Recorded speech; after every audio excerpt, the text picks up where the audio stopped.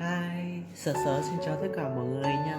Hôm nay Sở Sở sẽ làm một cái clip bộ quạ nha mọi người ạ. Đó, mọi người thấy chưa? Để mình bóc ra nha. Đó, các bạn biết quả gì không? Cái quả mít nha mọi người ạ.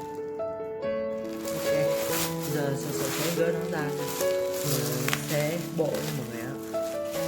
Quả này to cực luôn nha. Để Sở Sở lấy con dao ra nha.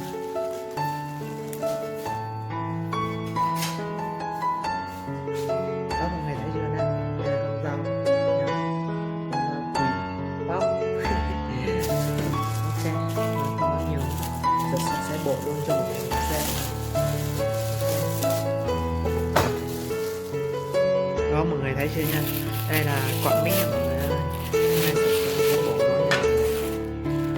Đó, sẽ quay cho các bạn xem này.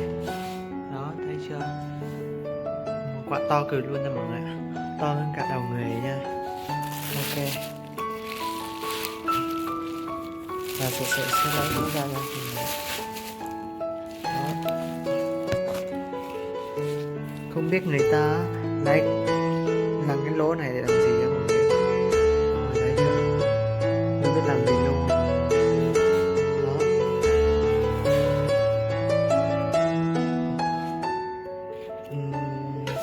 Ok, giờ mình sẽ cắt ngang nha mọi người ạ. Bộ ngang luôn đây nha mọi người ơi. Ok, và các bạn đã xem video của mình nha.